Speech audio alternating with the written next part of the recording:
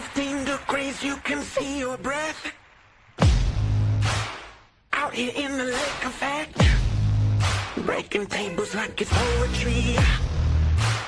Where else would you rather be? Pinto Ron, Elvis in the lay poncho. The members that you need to know. 'Cause once you out here now, your family. Where else would you rather be? Where else would you rather be? Welcome into the Nickel City Crew. I am your host, Rob Crippen. Please like us on Facebook and follow us on Instagram and Twitter at Nickel City Crew. This episode, along with all of our episodes, are presented by Crippen Legacy Entertainment here on Spreaker and StreamYard. We're so glad that you're joining us for some of your Buffalo Bills and NFL content again today. And as always, these are my Bills thoughts said out loud. It's a vibe so ridiculous.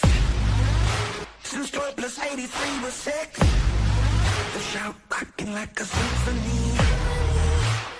Where else would you rather be? All right, let's get straight to it. Really excited for tonight's episode.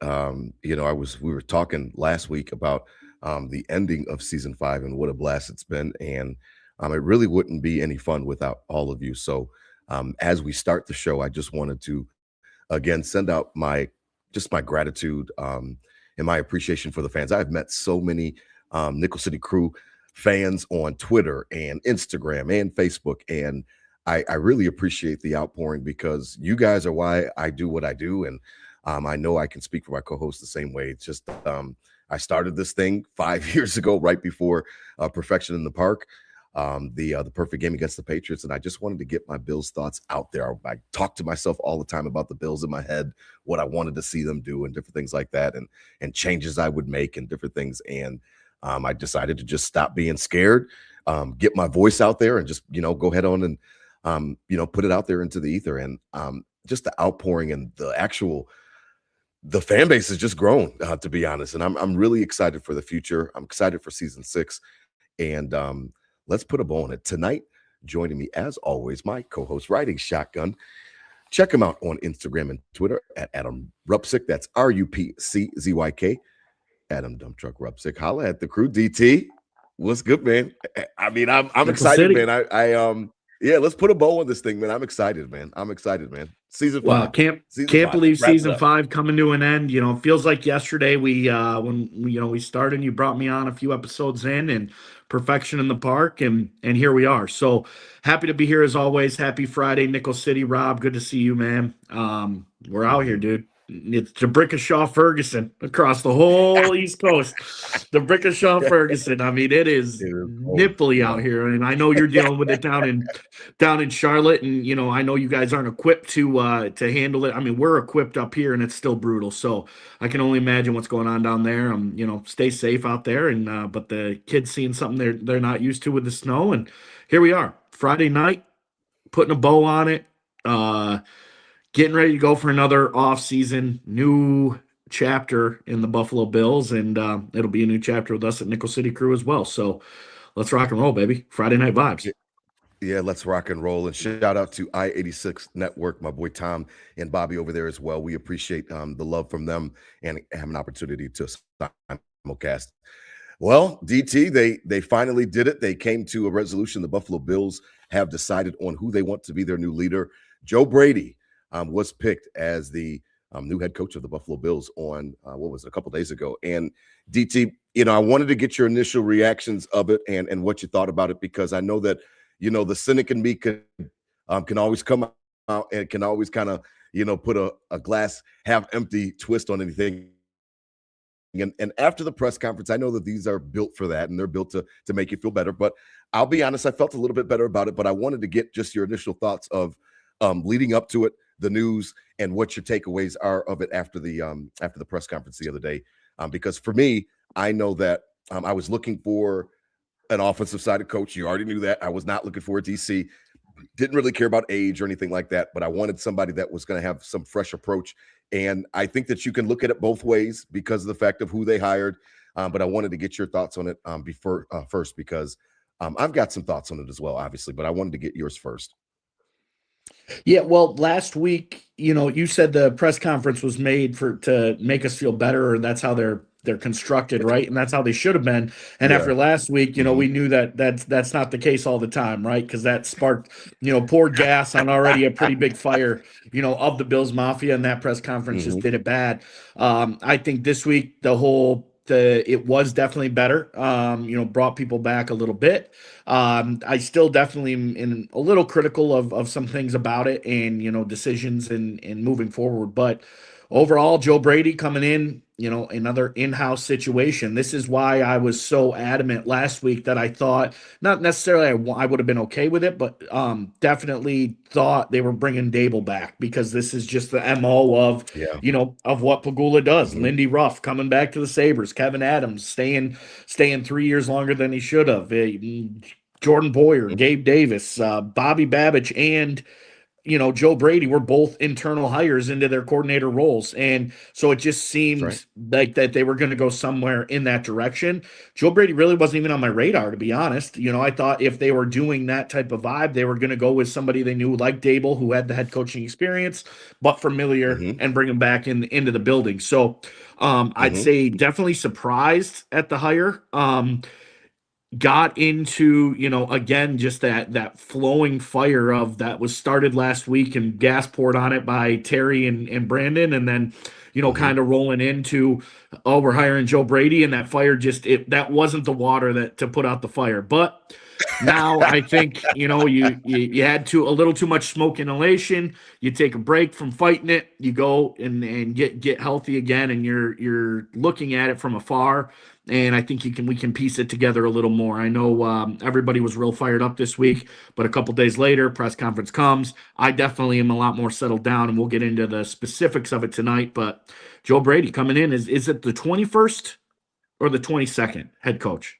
I think it's the I think it's the 21st. 22nd.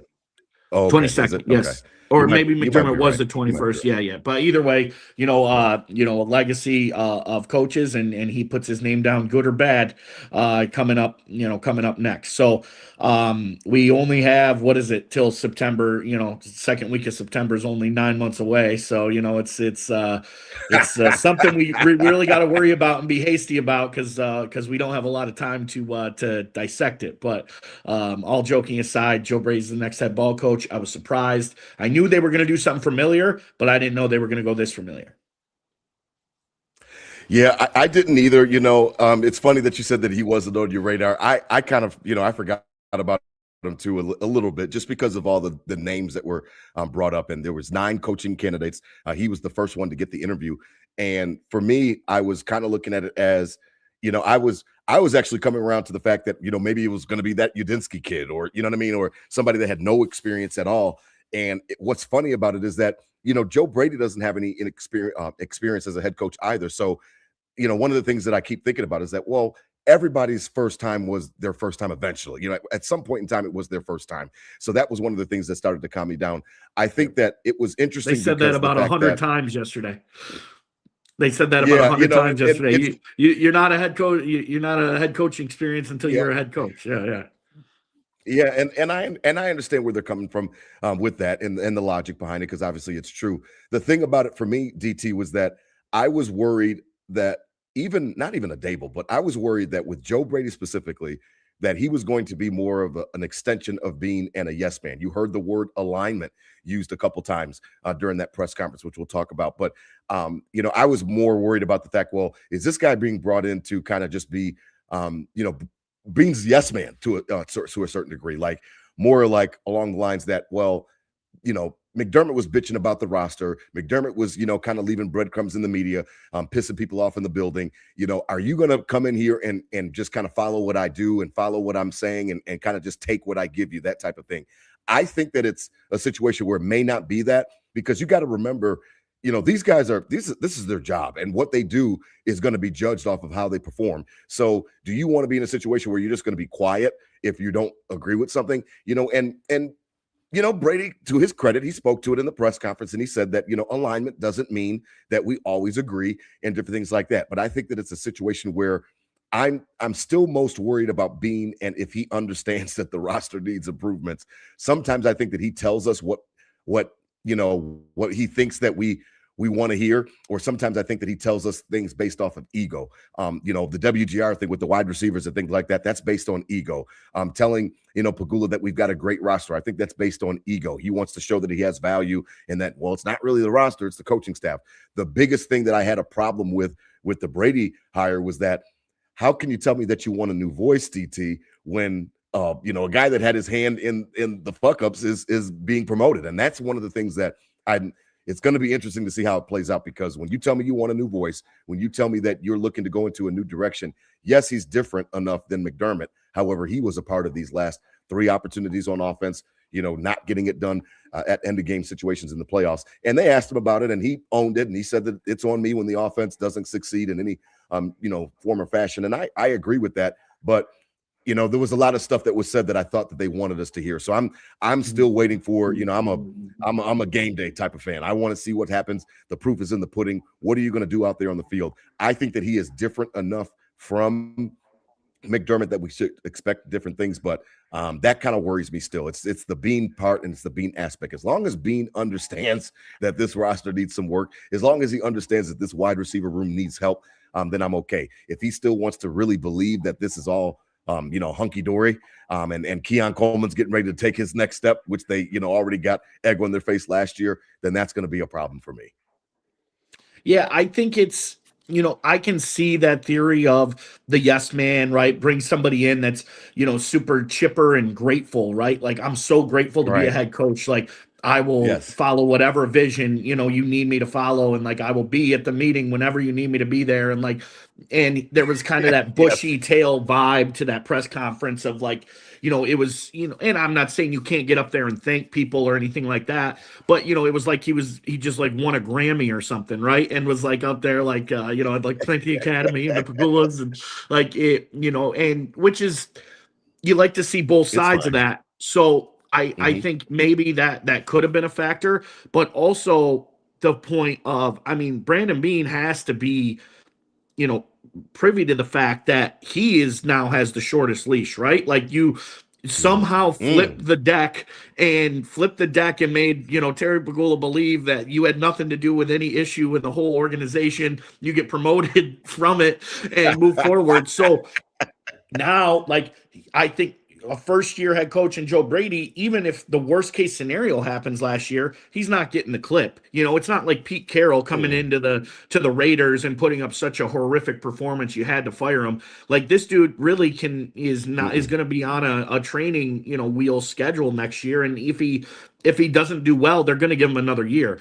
But Brandon Beane is on a short leash now. Like, you got rid of Sean. If the same shit happens again, then boom, who's next? It goes to Brandon Beane. So I think he knows that as well. And, maybe they did want somebody, with alignment. And the weird thing about that in the press conference, when they said alignment, they kept pointing at each other. That was corny and weird, I thought. But, that's what it is. So I can see where bringing a yes man in, somebody bushy tailed, like they're just so happy to be there. You can really tell them whatever, and they're gonna agree, align, and move forward. But I also think Brandon Beane knows that his ass is on the line if this doesn't work out. So that being said, he had to put somebody in there he was confident in to save his ass too. And I think out of the 9, people, it sounded very extensive. It sounded very intense. I think they were looking for that. They stuck true to that CEO type of mentality they kept talking about and seeing the vision for it. And I think that's what got him the job, right? So I can see it both ways, but I also think Beane, has kind of proven he can be a little selfish. And in this case, he's going to be looking out for himself, and he's not going to bring somebody in that, is going to be, somebody that he doesn't trust to get it done, because if it doesn't get done, the finger goes right back at him real quick. No, you're absolutely right about that, because it really is now a situation. We've named episodes like this before. Like, there's nowhere to hide for Beane, and I agree with that sentiment. I think that Pagula did not want to have to hire a new general manager and a head coach. I think that was going to be overwhelming for him, regardless of the presence of some of the guys in the building like Terrence Gray and Joe Shane, or Gain, Brian Gain. I don't think that he wanted to do it all by himself and wanted to be in a situation where he was hiring two different big time roles for his team. So this was easiest.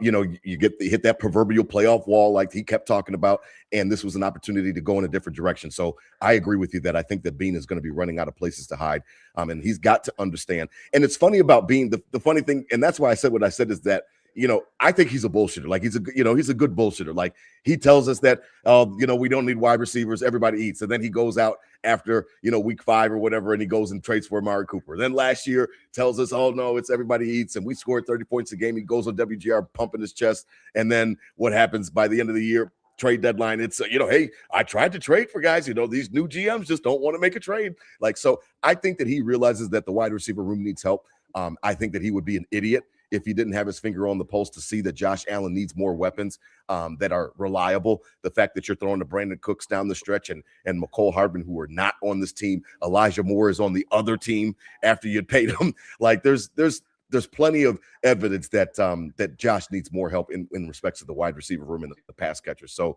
hopefully he gets it. Hopefully he swallows his pride. And that's regardless of what he tells us. I could give a shit what he tells us and how he wants to have that bravado and that ego. You better understand what your job is, and your job is to make sure that 17's life is as easy as possible coming into a pivotal year, because this is really the start of the back end of Josh Allen's career, the second act of his career, if you will. So it'll be important. Now, the reason that I named the episode the way that I did, DT, was because this dude, he's got the energy, and the best line of the press conference was him saying that he is the weather and that you're going to feel me every single day. And like, I liked it. You know what I mean? I like the fact that he's got this attitude and this infectious like energy that it's not phony. I will say that. I'll put my hand up right now because I know how to call out a bullshitter. I do not think that he's being phony at all. I think he really believes the things that he's saying, and he wants to bring in a culture where I think that it's going to be a little bit intense but looser at the same time. I don't know if that makes sense, but it was funny because what's his name? Alec Anderson kind of spoke to it. He said when he was talking yesterday, he was like, well, now we can walk around the facility and we don't have to have our asses, tight. You know what I mean? And I think that McDermott is such a stickler for, details, and he wants everything buttoned up. And I know that he got a little bit better with that towards the end of his tenure, but he was known for being a hard ass. And then you've got the Tyler Dunn piece and things like that, kind of highlighting some of those different tendencies that he has. I think that Joe Brady will bring a more relaxed atmosphere, but then still want to get results. And I think that that's a fine line that you've got to walk. He talked about it a couple times in his press conference, how I'm not the offensive coordinator anymore. I'm the head coach. I can't wait. He went on Pat McAfee and said, I can't wait for Josh to throw a fucking pick so I can be, cheering with the defense and showing them how I'm on their side too. Yeah. And I think that that's going to be really important, is to kind of separate, OC from head coach. He's now CEO, like they keep talking about. He's now the runner of the franchise. He runs everything in respects to the football department. And I think it's going to be very important for him to get that message across quick and early, so that the guys on the defense knows that this guy's not just here to pander to Josh Allen. He's here to coach us, and he's going to coach us and have our backs. I think it's important. Sure, and that's a great way to put it. Going to be looser but more intense, and I think that's exactly way. Like, McDermott, very stoic, very even keeled, never too high, never too low. But like you said, the details and walking around with your asshole tight, whatever the case is. But this, that's with Joe Brady, Joe Brady on the fact of he's going to come out and be intense and get in your face, and he was saying like he cusses and he goes in, and we're starting to get into that new level of like, before Sean McDermott, you look around the league and you see all these things happen, and there's a little bit of, I think, Bills Mafia. Definitely a part of me, not that I was screaming to get rid of Sean all the time, but the fact of a little jealousy on like other teams, like getting those coaches around the league, right? Sure, the Dan Campbells in Detroit, you're coming in and it's a spectacle, and you're in the headlines because you're intense and the team loves you, and you're younger, and the guys like Mike McDaniel coming in, where he fell off at the end. His shit got old. But Liam Cohen last year with Jacksonville. Yeah, exactly. That type of vibe, and it was like, like that's that would be cool to have here one day, not just like this old school kind of dark, boring vibe where it's like, yes, but that also vibe directly related to what we our needed. downfalls and our Mhm. seasons, right? Like, Mhm. yes, that gets you consistency, that gets you the 12 wins, that gets you into the playoffs. But then we got to the playoffs and it was still that same, that Mhm. same Mhm. line, right? There wasn't, okay, it's just another game. It's just another game. Like, no, like it's okay to get all pumped up for somebody on your schedule, like is a rivalry. Like it's okay to, not be so stoic and this and that. And then when you get to the playoffs, I agree. yes, you need to adapt. You need to maybe have energy where you didn't have energy to get that inch, we talked about it for 4 years now, Mhm. Rob. The game of Yeah, inches you and have. getting Mhm. burnt on that inch in these losses, like you might need that little extra energy to give that pop in that inch. So it's gonna look completely different. I think it's something in the back of our heads. Maybe we weren't vocal about it, but all of us kind of wanted and we're jealous of around the league of like these other young coaches coming in and making like names for themselves with their energy. Mhm. And I think we're gonna see that now with Joe Brady and the Buffalo Bills. So it's interesting. We don't know if it's going to work, right? That's our fear of it, of getting away from that detail and that plain line. Like if it's Mhm. too corny and too BS and it drops under it, oh well, then we would rather have the plain line and the details. But I think obviously it's not going to be reckless. I don't think. I think it's these Mm. as part of the continuity and being part. This dude was on the Sean McDermott tree. He learned a lot of things from Right. Sean McDermott the past 4 years.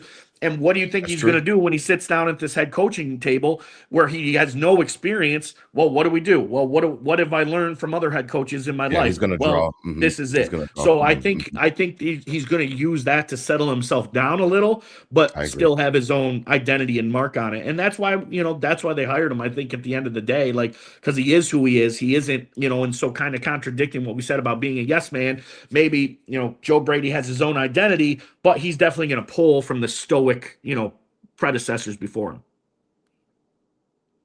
Yeah, I mean, he talked to you. You're right about that. He had talked about how he comes from the Sean Payton coaching tree. We know how much of a prick that Sean Payton is, but Sean Payton wins. He wins football games. He's won a Super Bowl. He's been successful. He's a great offensive mind. Minus that that decision to go for it on fourth down the other day that might have cost him a chance in the Super Bowl in that blizzard. But Sean Payton knows how to win football games. He's going to pull from Sean McDermott and some of the experiences that he had with him for sure. So I agree with you on that. I do like the fact because I'm unapologetically me, and I that resonates with me. Anybody that wants to say, "Hey, this is who I am," take me or leave me. You know what I mean? Like I'm always going to be drawn to people like that. So I actually like that about Joe Brady. I liked it in his press conference. Absolutely, you were talking about how he said I cuss. You know what I mean? It's different things like that. Then he immediately goes on McAfee, starts cussing. Like you know what I mean? Like I like that about him. Like just be you. And the fact that he is himself, players can respect that. When you're inauthentic, when you are a phony, a fake, players see right through that. These are grown men, 53 of them in the locker room, plus practice squad. If you're trying to be somebody that you're not, that's how you lose the locker room. It's not from making tough decisions or cracking down on guys when they fuck up or anything like that. That's not what loses you the locker room. The losing the locker room is when you pretend to be one way and then you want to be another way. When you want to be a softie and then you try to be a hard ass. That's what Mike McDaniel went through down in Miami because he couldn't control that locker room for a little while. And then you got Tyreek and Jalen going crazy, and then he's trying to hunker it down. Well, it doesn't work because we already know that you really don't give a shit about being on time to stuff. So you can't change your stripes. I think that Joe Brady is authentic. I think that he will be himself, and that's one of the things that I'm looking forward to before we go forward and transition. But last thing, DT, about that press conference was that when I heard him, kind of talking about his relationship with Josh, I thought that it was important, and I thought that any candidate was going to have to relay, how are you going to make Josh's life easier? We talked about it all the times with layup lines, and we've had those episodes where, and that's where I think that Brandon Beane is so important that he really, I hope he's bullshitting, that he understands that this wide receiver room ain't cutting it, because if you give Josh the weapons, I think that Joe Brady, he was asked one time, were you able to call games the way that you wanted to call games? And he kind of danced around it a little bit and said that, there's a certain way to win a game and we come up with a plan or whatever the case may be. I don't think that he necessarily wants to be the run heaviest team in the league. They asked Josh about it when Josh had his portion to the media right after that press conference. And he talked about, well, it's not like I want to be number one, but I also don't want to be number 32. There's a balance in there. There's a, the case may be. So I think that they both get it. I think that they understand, and maybe it wasn't that Sean McDermott was calling plays. I know that he wasn't, but maybe it wasn't that Sean was telling him ahead of time, you need to run the ball 45 times today, or whatever the case may be. But maybe it was just more implied with the game plan leading up to that week. Like, well, this team does, they got a great pass rush. We might want to run it more, where you got to kind of like, what your boss is really asking without saying it, so if you go rogue, then it kind of puts you in a bad light. Maybe now that he's free to run the offense, he's now the head coach, he's running everything. Maybe we might see a different type of offense. I really was interested to see what you thought about that, because that's been going around. That was my first tweet, was that, well, maybe we better all pray that he was just running McDermott's offense. And people are like, well, McDermott doesn't call plays and yada, yada. And I'm like, I know that. But like, anytime you're getting pressure from your boss, you kind of know, and you can feel it, whether it's said or it's unsaid. So I'm really looking forward to seeing if he gets a chance to kind of open this thing up. Yes, we were effective. Yes, we had effective offenses running the ball. I know that we put up points per game. All the analytic guys want to tell me about the number one in DVOA or EPA per play. I get it. You should not be paying $250 million to a quarterback to be the most run heaviest team in the league. You can get anybody to do that. You don't need Josh Allen to be the run heaviest team in the league. I think that they're going to get away from it just a little bit. You can still sprinkle James in, but he does not have to be the entire offense. I don't think so. Yeah, you want to have wrinkles of it. You want to alleviate some pressure of 17 and have a run game to be able to go to if you need it. But the run game sets up a lot, as Josh said yesterday. The play action, your looks downfield, that's all needed by a good run game. I think it was a little different if I had to what's the word I'm looking for? If I had to conspire, the fact of like, it might not have been in the game plan of like, hey, we need you to run this many times this game. I think maybe it was more situational in-game stuff, right? And that showing Sean McDermott's true colors there of like the bend don't break and like play not to lose by a lot. And that kind of changed over the years, but there was still that tightness to him where we never got too far in either direction. And I think maybe in-game situationally, all right, we're coming into this drive. This needs to be a 12-play drive. This needs to be we need 7 minutes off the clock on this drive. Here we are. We can't stop him on D. So or whatever the case was. And Sean McDermott kind of just getting back to that tightness. And then, all right, Joe, this is what needs to happen on the next drive. And then Joe's like, well, I wanted to kind of do this, but okay, now we'll just got it. Got you. And so I think it might have been my guess would be, it'd be a little more like that, where it wasn't so much in the game plan, but in actual game time when Sean got kind of tight and like, okay, we can't fuck up and we can't, let big plays up against us and we can't, we got some injuries on defense, on the field, so let's rock a 8-minute drive here. I need 14 plays here. I need, and obviously if you hear that, you're not going, play action deep on the first play, right? You're gonna lull them to sleep and try to, concede into that strategy and get points out of it. But if either way, there was some regulation on this guy. There was like Sean McDermott's the head coach, and I hope there's regulation on when Joe Brady's the head coach. I hope there's regulation on the rest of the staff from him. Like that's the point of being the head coach, where there is an answer, there is a hierarchy, and people have to answer to you. So I think there will be a little more looseness when it comes to Joe Brady there. But I also think he understands the gravity of the situation and knows he can't go, cowboy right out of the gate and just start running, all spread, all goes all the time either, right? So what we talked about earlier of him taking stuff from Sean and kind of that consistency and composure and, stoicness, but also adding his flair to it. So I definitely think there was regulation at some point, between Sean and Joe Brady. And I think maybe, that led to some of these things that Joe Brady did that kind of pissed us all off, right? Or he's like, okay, well, I got to run a 12-play drive here. So, that screenplay didn't work, so they don't think it's coming again. So we're going to run it again because to try to double, reverse psychology the defense, and then it doesn't work again. It's like, oh shoot, but I'm only doing this because now I'm filling plays because it had to be a 7-minute drive, right? So maybe that takes a little overthinking out of it for him, right? Where he won't have time to get into his head like that. He won't have time to double or triple check all his decisions. It's just going to be, this is what we're doing. Let's go. And then I got to move and check this defense. I got to move and check, so I think maybe a little off of him in the fact of like he's not solely focused tunnel visioned on this. It's got to be a 12 play drive. Well, might just more off the cuff. Let's run this, and I don't have time to really get into my head and reverse psychology. And make it a little bit more free. Yeah, we're just running it. So there was definitely regulation to him, and definitely guardrails, which I'm not upset with, by any means. But how tight were those guardrails, and what type of person different is Joe Brady going to be without him on?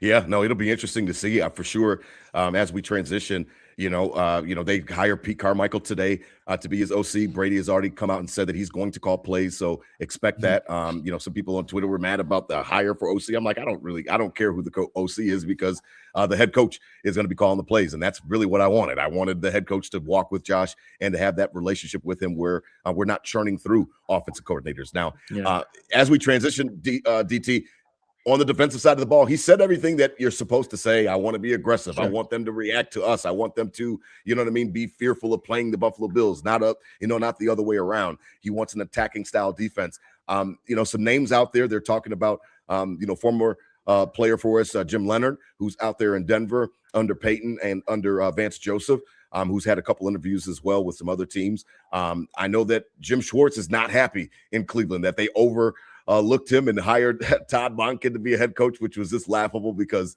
I don't know.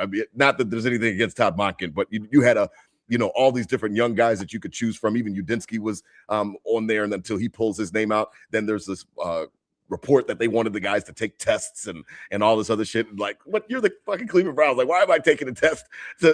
Come on, man. Like, it's just like, read the room. Like, you know what I mean? You need a good coach. Like, you shouldn't be trying to make it harder to get a good coach. So it's just funny. But now Schwartz, who is familiar with the Buffalo Bills, maybe could come back if he can get out of that contract.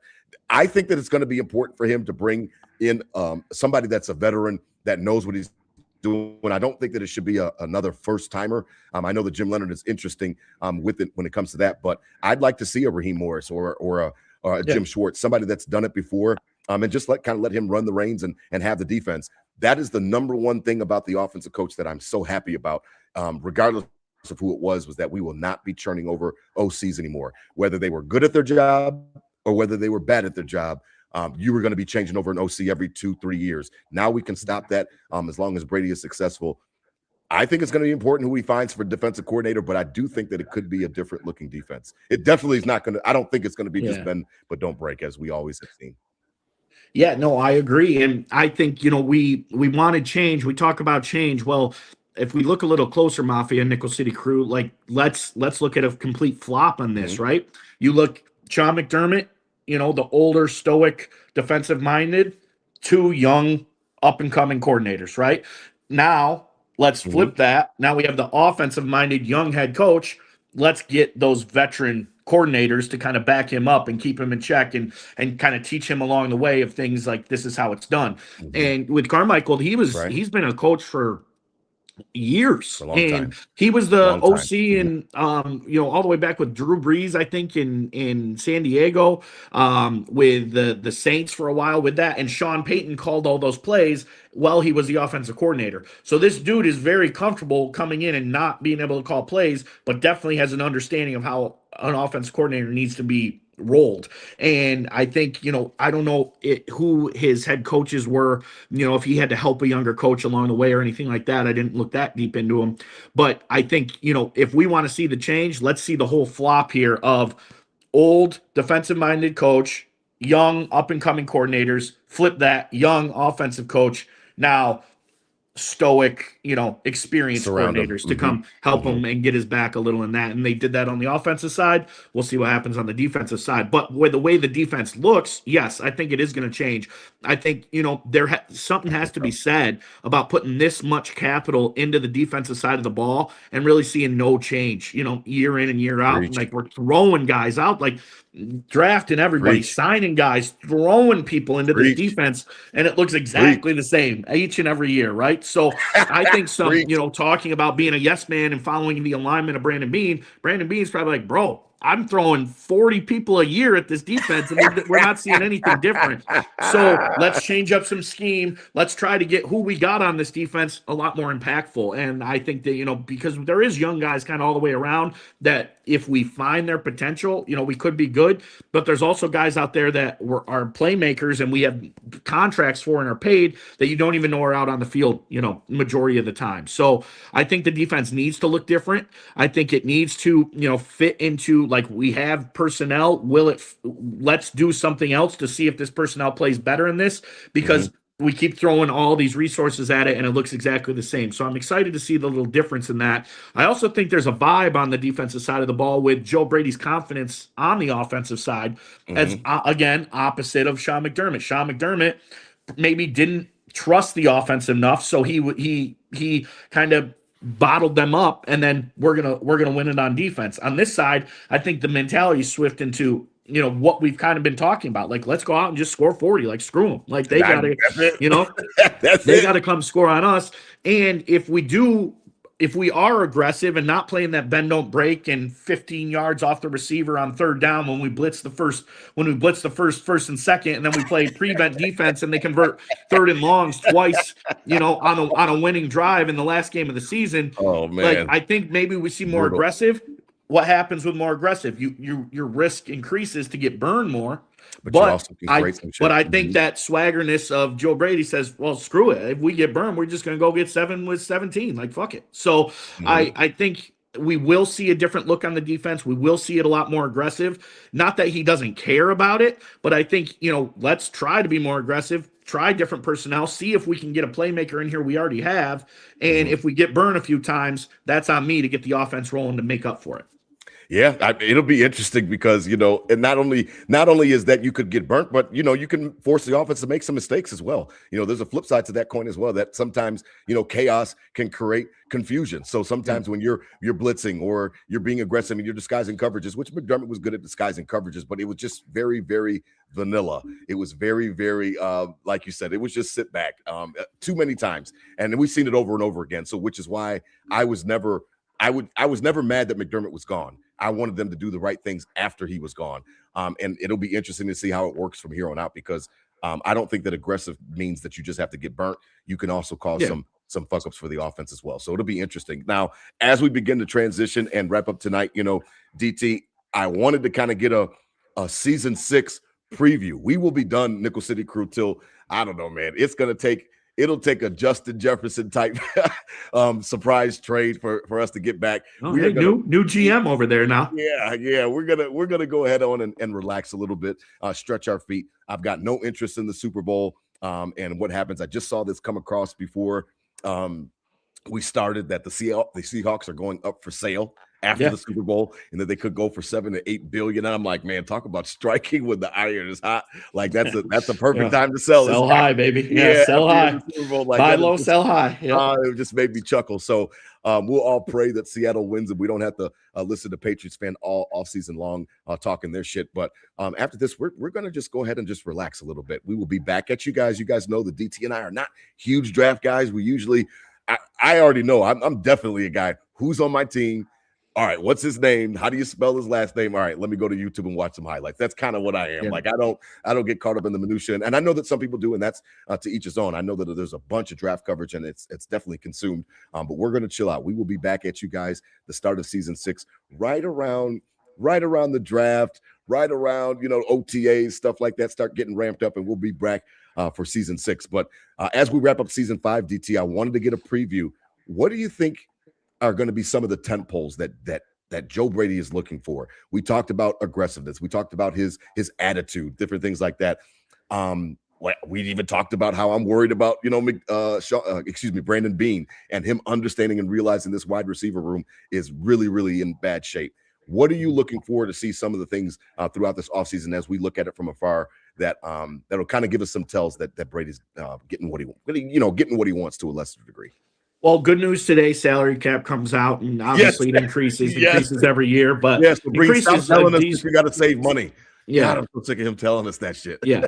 And a decent amount increase. So that's going to help out a lot, So I think he's going to look, strictly to have that mentality of that new face, that new vibe, like almost overcompensate, because now the criticism is so heavily like, we need a change. Well, then where was the change? I said it. I texted you this today. It was like, it's like shitting your pants and changing your shirt, like what did we really change? But as we broke down, a little tonight, like there is a lot more change, than to the naked eye. Like right out of the gate, yes, we know the name Joe Brady, but once we kind of broke it down there, it's going to look completely different. It's completely opposite of what Sean McDermott was. It's young, offensive. So I think he's going to really, try to put that, effort into making the change, and it's a tricky line because you don't want to overcompensate to just do it. Like, see, we're changing, but it's like way too in the other direction, and it gets wonky. But I think he's really going to put his stuff, into it, and really put his energy into making a new identity for this team. That's going to come with, I think, a lot. You're going to see, just with salary cap purposes, there's going to be a lot of different names on this team next year. These guys we're paying too much money for that aren't contributing to the squad are going to have to get restructured, are going to have to go, and other people are going to have to come in. So I think that's how it's going to kind of start. And then, that mentality, which I really liked what he was saying about, because that's kind of where I get to, like, and where I was in the playoffs and matchups, and the Jaguars they match up so much better than us, all that bullshit. Roll the ball out and play, baby. Like, you roll the ball out and play.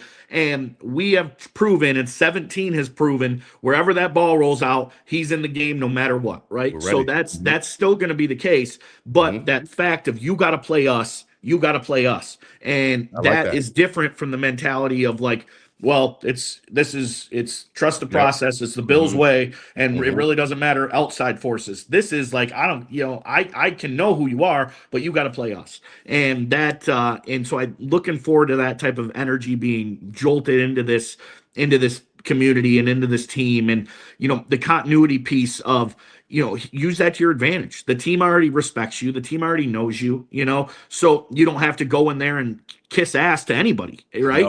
No. You maybe being a Pagula, if that's whatever. But I know the rest of the staff go in there, and you don't have to kiss ass to anybody. So I'm looking forward to practice what you preach here. Let's see that change. Let's see that energy. We're gonna see some roster movement. Hopefully we get a receiver. I mean, they were breaking down on GR today how quickly we could not get a receiver and just kind of wade in what we have and say, well, this is good enough, but we need something to change in that regard. I don't care. I hope we don't draft. Trade the draft. Screw it. What do you mean? What do you mean by that? What do you mean? I want to trade draft picks for a playmaker. Yeah. I don't need to draft anybody this year. I mean, but well, it depends on who you're trading for, because it would depend. I mean, if it's Justin Jefferson, obviously, but sure, if not, I'm talking playmaker. I'm talking playmaker, or move up and trade to get that guy that's that we've been missing on in that 15, 16, 17 that is all pro receivers all over the league, this year. So I'm looking forward to the new energy. I'm looking forward to Joe Brady putting that type of mentality into this team. And I think the organization knows they kind of fucked up last week and knows the temperature is really hot. And they're going to really be trying hard to win us back in the next couple months of and building that. I got that playmaker. We got that receiver now. Yeah. And then by the time all that's said and done, we're going to forget about how pissed off we were, and we're going to get excited to roll again. And so I think they're going to really try to overcompensate this energy to reel us back in a little bit. And I'm for that. Those PSL payments are due. And that's the thing. That's like where I'll stand on my soapbox of being, a little perturbed by the way that was handled last week, because it felt like Pagula and Bean versus everyone. Pagula and Bean versus the Mafia. Yeah, and you guys are idiots. You don't know, you don't know what you're talking about. And yet ask Daquan Jones how that went for him last week. So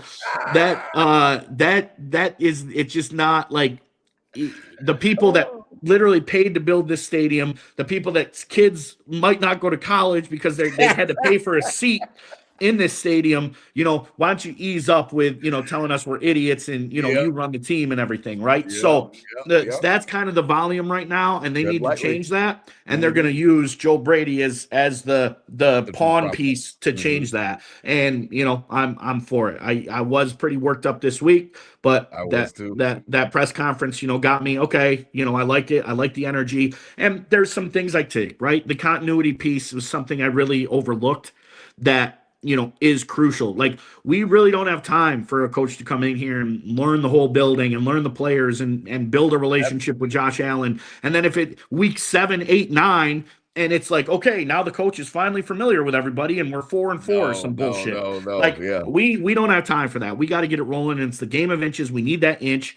So that continuity of Joe Brady knowing we need that inch because he was there, he saw it, but already having the respect of the whole building, I think that's going to go leaps and bounds. Stuff I didn't really think about that now I kind of sit back and say, okay, like that's gonna be helpful. That's not gonna hurt us in the fact of he knows people and he's familiar with the team. But that's going to be helpful in the fact of he's already a step ahead when it comes to that. Yeah, I mean, it's funny that you had said that because I was thinking the same thing. Like, it's when you start disrespecting the fans, that's when things kind of go sideways. So I think that Brady, he is so opposite of McDermott that it actually could kind of work. You know what I mean? Like, where it's not going to be just a whole thing about a yes man type of thing or whatever the case may be, or you're there, you guys don't know what you're talking about. We're like. That press conference was so bad for some of those reasons because I don't like to be talked down to. I don't like to be treated like I'm, like I'm not smart or like I'm less than or whatever the case may be. And what does Pagula know? Like he's a business billionaire. Like this is his toy. So like, don't tell me about about the personnel. You know what Brandon Beane is telling you about the personnel. So give me a break. You don't do draft evaluation. So I think that it's very important it was very important for them to get a guy that somebody can get behind. It seems like Brady is going to be that guy. I don't have any problems with him or anything like that. I wanted it to make sure that it was exhaustive. I understand why they didn't wait for Clint Kubiak and to talk with him with the Super Bowl and the way that the rules are set up. I get all of that type of stuff. You got staffs that need to be filled and different things like that. So I understand it. I think that it was a real process. Some people were bitching that, well, they didn't interview anybody twice. Well, if you're in there for fucking 3 hours, like, you know what I mean? Like, or 4 hours, like, well, why do you need to talk to them twice? You know what I mean? Like, you go through it, you talk to all the guys, and then you get in the room and you start to think about what you want to do. So I didn't have any problem with the search. I think that it was exhaustive. I think that it was real. I don't think that Brady was the clubhouse leader or anything like that. But I do think that the continuity piece, I think that we all might have like underplayed it because you hit it on the head. We don't even you got to acclimate this guy to Buffalo, what kind of fan base we are, all that type of stuff. Unless it was going to be Dable, all of them were going to have a learning curve. All of them were going to have to figure out what to say, what not to say. Ranch blue cheese, and I know that that's just a joke, but no, that's serious. Like that's a great point. Yeah, like everything on down. Like you're going to have to figure out this fan base and how we tick and how we play because we're an educated fan base. Both Bills and Sabres, we know our shit. We know our football. We know our hockey. So you can't really bullshit us in that respect. And I think that that's what pissed a lot of people off with that press conference last week because we all see the roster. Mm-hmm. We all know that we need help. And I'm just praying that Brandon Beane is just kind of just swept up in ego and he's just talking shit out there and he wants to talk shit. As long as he does the right things, then I'm fine. Because like I said, we've given out examples of Amari Cooper and trying to trade for Jalen Waddle last year that he realizes he could talk shit, but he realizes he knows what's going on. And I love that point you made earlier in the show about there's no really where else for him to hide. I don't care if you sit next to the owner for the games while the team is playing. Eventually he's going to look at you because you already fired a successful head coach that was getting us to a certain level and couldn't get us above. You can't keep telling me that you're supplying the groceries and that the chef is fucked up. Not after every meal. Not now. Yeah. I mean, maybe 1 or 2 meals you can get away with that. Like, man, that's crazy that he didn't know how to cook. Like, I don't know. I got him the freshest produce and the greatest meats, and they were all USDA. And then, but every meal at the end of the season, it just tastes wrong, and it's just weird. So I think that you're absolutely right that he is eventually going to be on the hot seat as well, and I think that he knows that. I do think that he knows that. Yeah, and to stay on brand here, Nickel City Crew, I'm the homer, the optimist, sometimes have been, accused of having rose-colored glasses of this organization, and I hand up on that. Like, definitely I have been a little unreasonable at times, but my homer review of this situation is, it is a new look. We underplayed the continuity piece that is going to be crucial. we have to know that this dude is going to be learning so much. There's just going to be defaults he goes to, and the Sure. defaults he goes to are what he's going to know, what was taught to him from Sean McDermott, right? Yeah, So I think there is going to be some regulation. There is going to be that detail orientation. There is going to be the tightness of it, but with Joe Brady's energy and different look, all the way around. So we're not losing everything, that we were like, well, Sean didn't get us over the hump, but we liked how consistent it was. I think we are still going to see some of that consistency, but there's going to be a new look to it. I mean, if you really want to dig in here, Joe Brady having a top 5 offense the last 3 years with the roster that we think is booty cheeks. That's kind of yeah. If we better get a receiver this year, or the fire's just going to keep burning more than it already is. So if he gets some better personnel, how good can Joe Brady do with a little better personnel? If he was that good with a shit roster, what can he do with a good roster? And that's obviously very Homer-esque there. No, but, that's the truth. I think we got to look at the definitely, that's something I underplayed heavily, was the continuity piece, and seeing that up at the podium yesterday, the way he's looking over at the team, the way he's addressing the players, like he's already there. He's already in it. Like they are, like these dudes after a heartbreaking loss are here in Buffalo still, sitting in this press conference on a Wednesday afternoon. Josh Allen on crutches, in this press conference on a Thursday afternoon. Like so like that really spoke to me, like just to him, that look over to the team. Okay, he's there. Like it's not coach talk. Like we're going to rally together. We love each other. And that, like, it wasn't that. It was truly connected. He truly is connected.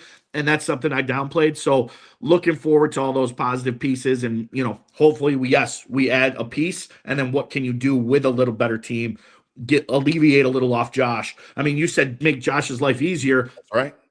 Standing at that press conference and looking over at your, the lifetime quarterback of the Buffalo Bills on crutches, that can't happen, right? This dude can't be on crutches. Yes, we escaped out of it a little bit. Yes, it's not going to lead to any more, issues, hopefully. But that should be a wake-up call. Yes. Listen, I don't want to ever see that dude on crutches, right? So let's make it easier for him. I'm already connected with the team. I have proven track record with offense. Give me another piece. Let's see what we can do. Let me put a new vibe on this whole team, but it's still the same continuity, that we're not going to have to learn. So that's kind of where I'm at with it right now. No, I agree. As we wrap up tonight, I think that it's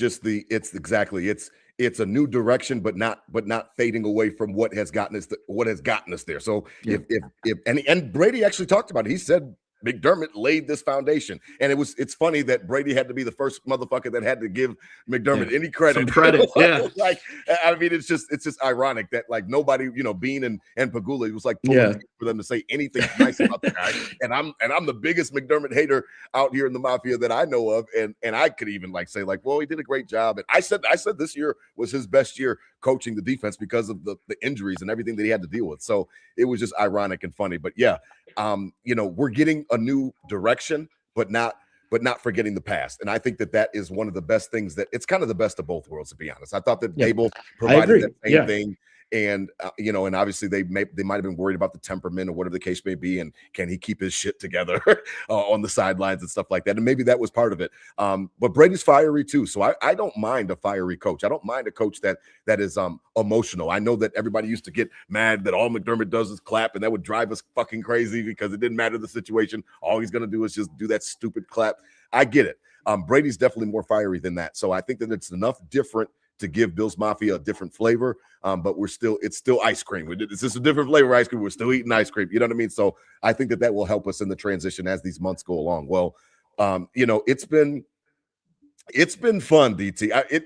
It's funny because you are the eternal optimist, and every year you may not say that we're winning the Super Bowl every year, but you got us in the damn game. You got us in the show. And I respect that about you. I love that about you because you don't waver on that. And I love that energy about you. And it's really what makes us good, because we're the yin and the yang. I'm always going to give it to you straight.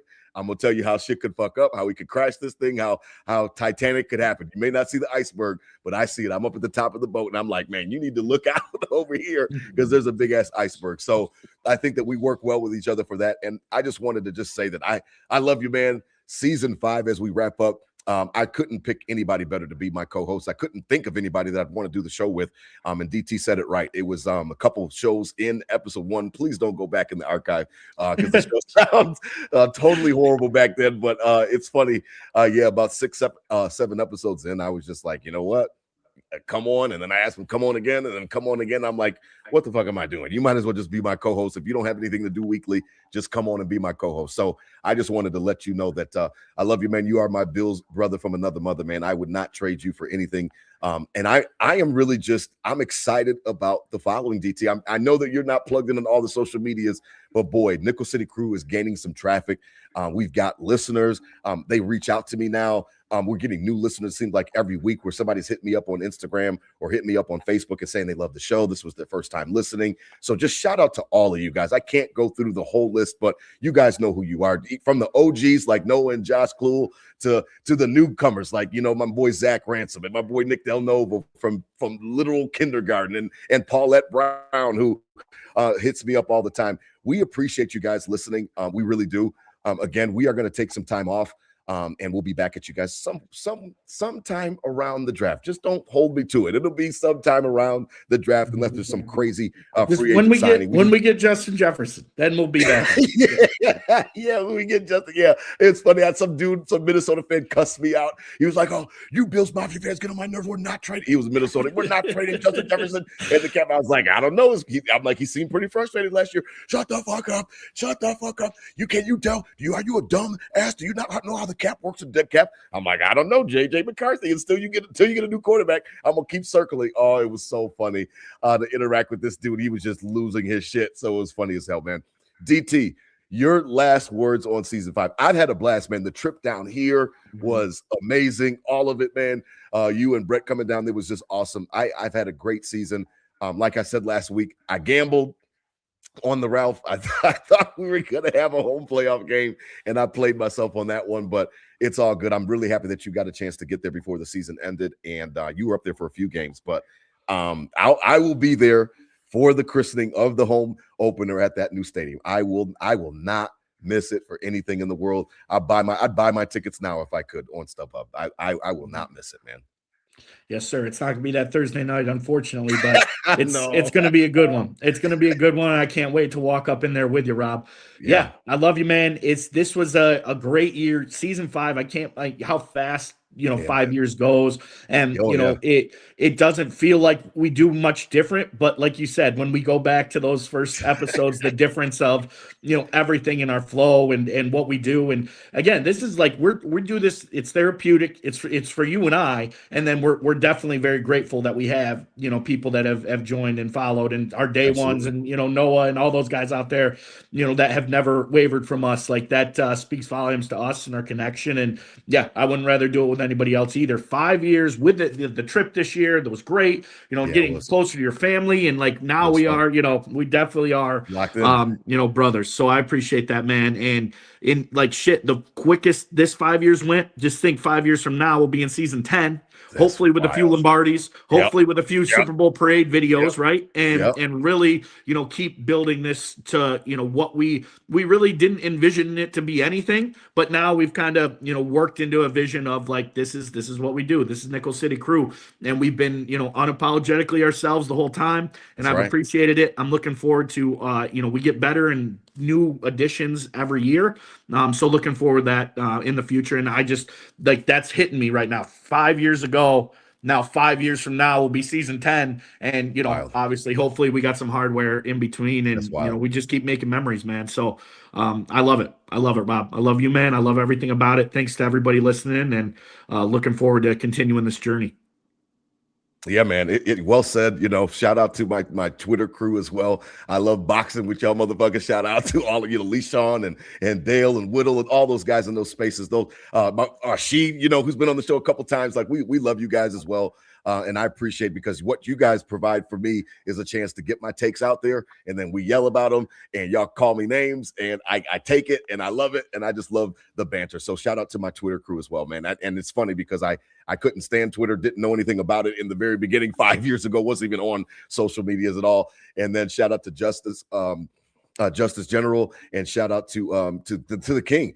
I mean, he told me listen, you have got to get on these social medias. That is the only way that you're going to be successful. And now Twitter is like my favorite. It's like my favorite pastime is to get on there and argue with these motherfuckers about the Bills. I absolutely love it. So listen, that is a wrap on season 5. Listen, out there, enjoy the offseason. Again, root for the Seahawks. I don't think I have to tell you that, but everybody root for the Seahawks next week. Fuck the Pats. They suck. I can't believe that they came up in our rearview mirror and now they have passed us. It makes my blood boil, my Bills' blood boil that they have already passed us in that respect. So let's bring them back down to earth. They'll get their first place schedule next year, and they get a chance to actually see what life is really like with this bullshit fourth place schedule that they played this year. And we'll go into the offseason.